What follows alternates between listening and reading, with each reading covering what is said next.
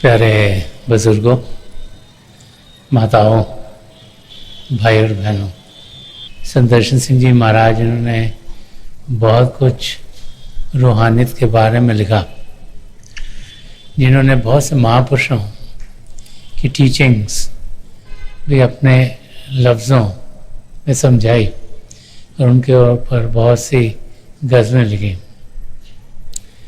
वो रूहानियत का हर एक पहलू जानते थे और अलग अलग पहलू रूहानियत के उन्होंने बड़े खोल खोल के अपने शब्दों में हमें समझाए हैं। जब भी पिता परमेश्वर की जानकारी की बात होती है, जब भी अपने आप को जानने के लिए हम कदम बढ़ाते हैं, तो फिर महापुरुषों के शब्द हैं जो हमें अपनी मंजिल तक पहुंचा देते हैं। उनका ज्ञान, उनके अनुभव, उनकी कही हुई बातें, उनके लिखे हुए शब्द, ये सब हमें एक राह दिखाते हैं ताकि हम जिंदगी को जाने, अपने आप को पहचाने और अपने कदम अपनी मंजिल की ओर तेजी से बढ़ाए। संदर्शन सिंह जी महाराज के हर एक शेर में, दो लाइनों में इतना कुछ ज्ञान भरा हुआ है कि अगर हम उसे समझें और अपनी ज़िंदगी में ढालें तो फिर हम अपनी मंजिल तक ज़रूर पहुंच जाएंगे। संदर्शन सिंह जी महाराज फरमा रहे हैं कि गमे जहां निगरी का सफ़र कयामत था। गमे जहां निगरी का सफ़र कयामत था, हर एक जर्रे के सीने में कोहसार मिले। हमें समझा रहे हैं कि जो ये जिंदगी है, इसमें जब हम गुजर रहे होते हैं, इसका सफ़र कर रहे होते हैं, तो हमें लगता है कि ज़िंदगी गमों से भरी हुई है। हर एक इंसान यही सोचता है कि उसकी ज़िंदगी में दुख दर्द बहुत ज़्यादा है। कभी शारीरिक तकलीफ, कभी रिलेशनशिप प्रॉब्लम्स, कभी फाइनेंशियल डिफ़िकल्टीज, कभी काम ठीक से नहीं चल रहा, कभी बाल बच्चों में अनबन, कुछ ना कुछ तकलीफ ऐसे लगता है हम सबके साथ जुड़ी हुई है। ये सफ़र जो हम कर रहे हैं, जब से हम पैदा होते हैं, जब तक हमारी फिजिकल डेथ होती है, जब तक मौत होती है, इसमें तरह तरह के एक्सपीरियंसेस हमारी ज़िंदगी में आते हैं। लगता है कि खुशी के क्षण बहुत कम है और दुख के क्षण, गम के क्षण दिन ब दिन बढ़ते चले जा रहे हैं। हर एक की ज़िंदगी में ऐसे मौके आते हैं जबकि कोई ना कोई तकलीफ हमें घेरे बैठी होती है। तो संदर्शन सिंह जी महाराज फरमाया कि गमे जहां निगरी का सफ़र कयामत था, कि ये सफ़र इस शारीरिक रूप में तो अब चल रहा है, लेकिन आत्मा तो प्रभु से बिछड़े करोड़ों साल हो गए, और जिस भी योनि में जाती है उसमें तकलीफ़ें तकलीफ़ें। तो फरमा रहे हैं कि जो ज़िंदगी का सफ़र है, इसमें ऐसे लगता है कि तकलीफ़ें तकलीफ़ें हैं, कि कोई ना कोई दुख, कोई ना कोई गम हमें घेरे हुए है, कि हर एक जर्रे के सीने में कोहसार मिले। एक छोटे छोटे हर एक कण कण में बड़े बड़े पहाड़ मिले, कि हर एक के अंदर कोई ना कोई हलचल, कोई ना कोई तकलीफ हर पल हर क्षण जुड़ी हुई है। गुरु नानक देव जी महाराज ने फरमाया कि नानक दुखिया सब संसार, जो भी इस संसार में आता है उसको कोई ना कोई दुख तो लगा ही हुआ है। जैसे तुलसी साहब ने फरमाया, कोई तो तन मन दुखी, कोई चित उदास। हर एक को कुछ ना कुछ लगाया कि एक ना एक दुख सबन को सुखी संत का दास, ये तुलसी साहब ने फरमाया। तो गुरु नानक देव जी महाराज फरमाते हैं कि नानक दुखिया सब संसार, किसको तन का रोग है, किसको मन का रोग है, किसको फाइनेंशियल प्रॉब्लम, किसको कोई और तकलीफ है। तो संत कृपाल सिंह जी महाराज ने जोड़ा कि सो सुखिया जो नाम आधार। अगर सब भी दुखों से घिरे तो सुखी कैसे होंगे? सुखी वो इंसान होता है जो नाम के साथ जुड़ता है।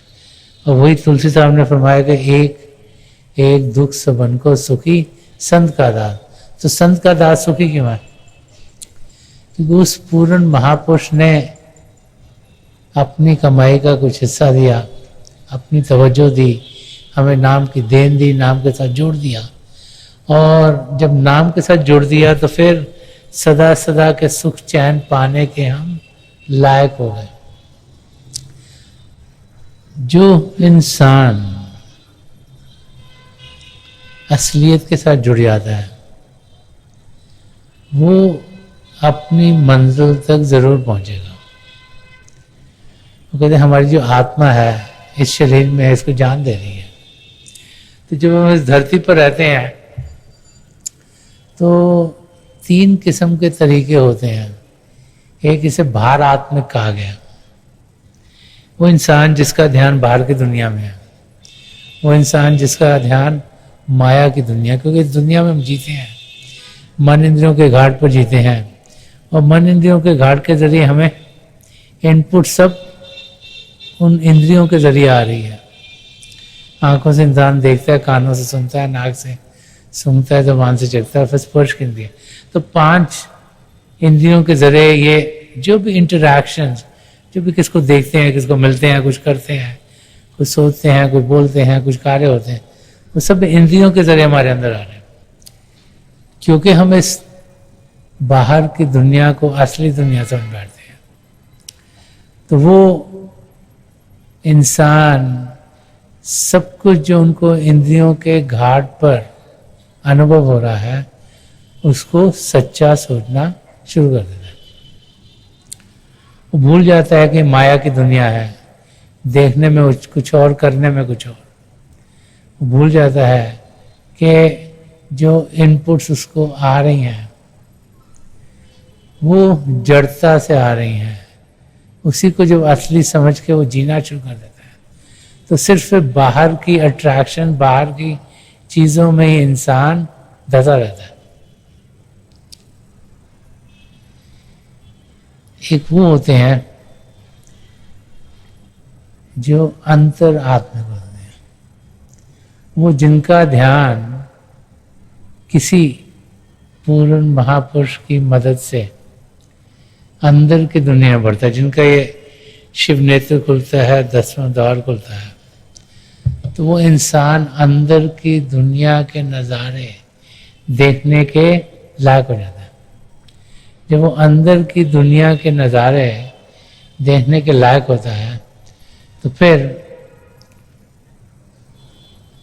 उसको समझ में आती है कि बाहर की चीज़ें माया की हैं।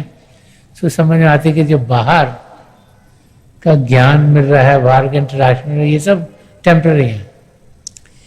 इनका सुख चैन, इनकी खुशी, इनका आनंद, इसका जो कुछ, इनका दुख दर्द, ये सब थोड़ी देर के लिए रहेगा। कि अंदर की दुनिया हसीन है, अंदर की दुनिया चेतन है, अंदर की दुनिया प्रभु के प्रेम से भरपूर है और अंदर की दुनिया ही हमें मस्ती के आलम में पहुंचाएगी और उसके जरिए हम अपनी मंजिल को पा लेंगे। और तीसरी आत्मा वो है जो अंतर्मुख होकर अभ्यास कर कर फिर प्रभु में जाकर लीन होती है। हमें देखना ये है कि हम अपनी जिंदगी कैसे गुजारते हैं। अगर सिर्फ ध्यान बाहर की चीज़ों में करते हुए ही जिंदगी गुजार दी तो फिर कुछ भी पाए बगैर हम इस धरती से चल बसेंगे।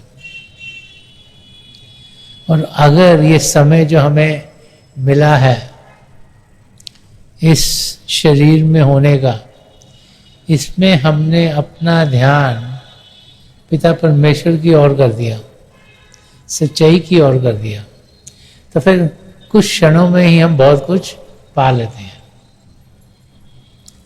तो संत दर्शन सिंह जी महाराज हमें यही समझा रहे हैं कि इस दुनिया की ओर जब देखते हैं तो हर एक के अंदर,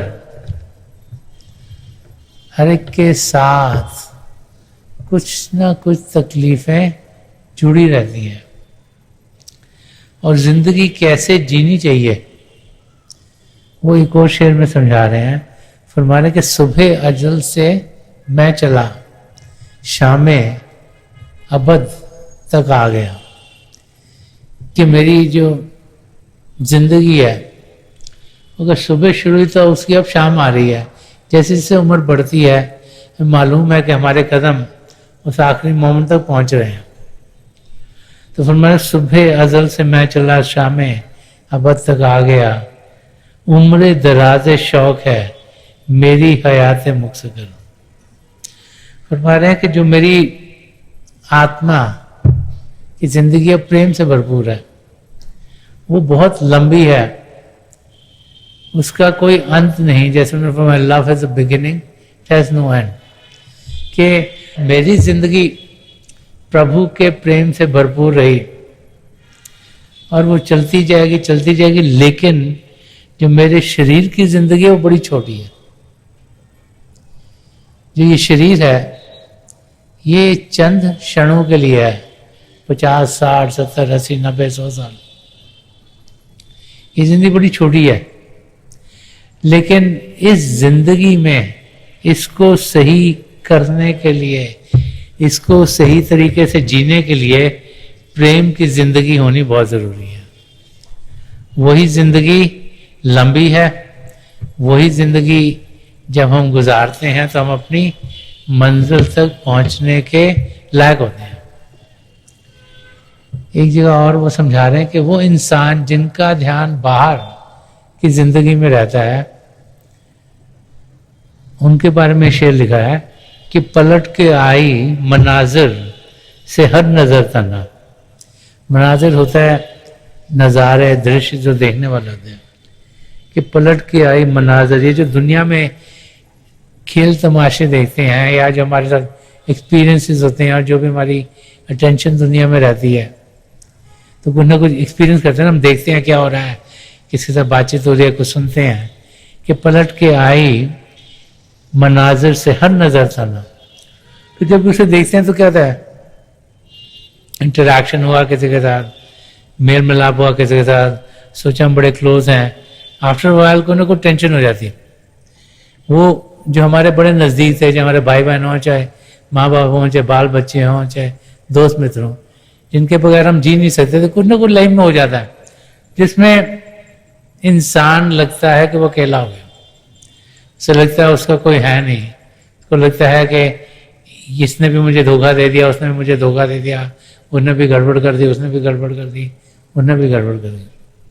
तो फरमा देंगे पलट के आई मनाजिर से हर नजर तना। के जो भी देखने वाला है, जो आत्मा है, जो मन इंद्रियों के घाट पे जी रही है, बट आत्मा एक्सपीरियंस कर रही है, जो कुछ भी एक्सपीरियंस करती है दुनिया में, चाहे इधर से एक्सपीरियंस करे, चाहे उधर से करे, चाहे उधर से करे, चाहे उधर से करे, आफ्टर पर लगता है कि इंसान वो आत्मा अकेली है, कि उसके अंग संग नहीं, कि उसको मदद करने वाला नहीं, कि उसको सहारा देने वाला नहीं, और रहा जमाने तमाशर में दीदा वर्तना। कि इस दुनिया का जो तमाशा है इसमें हम सब समय के साथ हमें लगता है कि हम अकेले हैं।